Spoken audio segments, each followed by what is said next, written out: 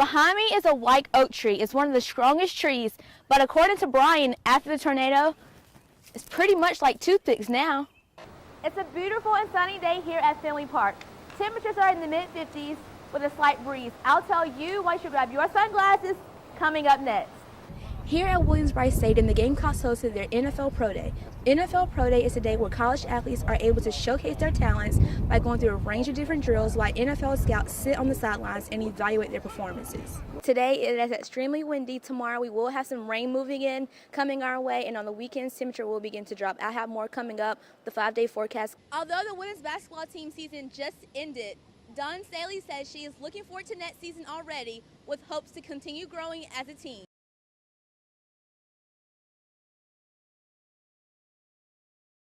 But what it basically did is it went right around that whole row of houses and then just hit the water and kept going. As you enter the Lake Murray neighborhood, all you will hear are chainsaws and machines hard at work. Cleanup crews have been working to clean up the small community for the past 2 days after an F1 tornado touched down near St. John's Church Road in Lexington. Well, F1 tornado I think is 72 to 115 miles an hour. It was moving at about 25 to 35 miles an hour. So it wasn't just the power of the vortex spinning, it was also the speed at which it was traveling. The storm damaged several trees and a few houses nearby, but luckily no injuries have been reported. Brian Jones is a member of one of the many crews that were called out to the scene to help clean up the damages. Still, as you can see, we have pine trees back here ranging from 50 to 100 years old that were snapped off anywhere from 10 feet to 50 feet up or completely uprooted and laid down altogether. According to officials, there are nearly 50 trees that are down. Behind me is a white oak tree. It's one of the strongest trees, but according to Brian, after the tornado, it's pretty much like toothpicks now. The cleanup crews say it will take them until the end of this week to finish cleaning up the damages in the area. Ashley Ouzts, Carolina News.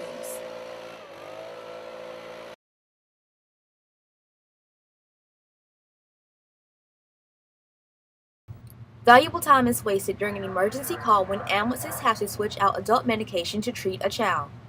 The South Carolina Department of Health and Environmental Control has now implemented a new paramedic bag in 12 counties designed to reduce the response time.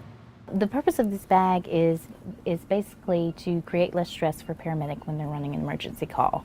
Inside the bag you'll find pediatric-sized equipment that's available and ready to go when they get to a pediatric emergency. Karen Moore says the project for these new pediatric bags started after DHEC took a survey in 2013. What we decided to do was to fully stock as many agencies as we could. So we looked back through some data that we did in 2013, and we had asked an additional question during the survey of, did they have a pediatric response bag? How did they carry their pediatric equipment? We took those answers and dwindled them down to the agencies that we would be completely able to fill, and we ended up doing 12 agencies. Crystal Yalmas, who is the training officer for Calhoun County paramedics, says the new bags will be very convenient and could save several minutes. This way we actually are doing it a little bit faster because it's already done for us and we don't have to do that on the way to the hospital. The paramedic bag includes 7 different age categories. Each age bracket has pre-measured dosages for children's medication. There's also a color-coded tape measure that will be used for the child's height and age that corresponds with each medication. Gloria Ouzts lives in Saluda County, a rural county in the upstate. One of her sons suffers from sickle cell anemia.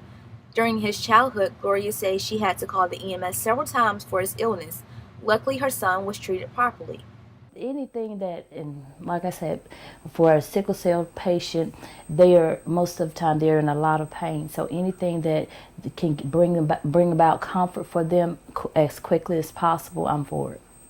South Carolina DHEC recently purchased a total of 50 bags for the 12 rural counties around the state in a hope to provide more bags in the future. Ashley Brooke Ouzts, Carolina News.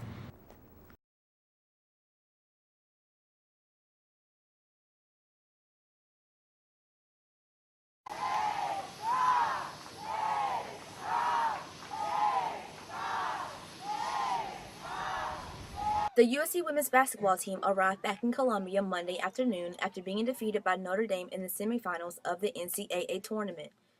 Fans came out to the Eagle Aviation Terminal with signs, spirit towels, and spirit wear to wait for the team to return from Tampa. Although the team did not advance to the finals, fans were still excited and filled with joy for the girls. We're just here to welcome them back and let them know they're loved. This is the first time in school history that the women's basketball team has made it to the Final Four round of the NCAA tournament. It was sad to see it end like it did, but they've taken this basketball, a lot further than anybody's ever taken it before. Coach Staley is just awesome. Although the women's basketball team season just ended, Dawn Staley says she is looking forward to next season already with hopes to continue growing as a team. Also know that we're not far off from winning the national championship if we continue to improve and hold each other accountable for playing excellent basketball every time we step on the floor. Even though the team fell just short of making it to the national championship, the team still captured hearts of Gamecock Nation. Ashley Ouzts, Carolina News.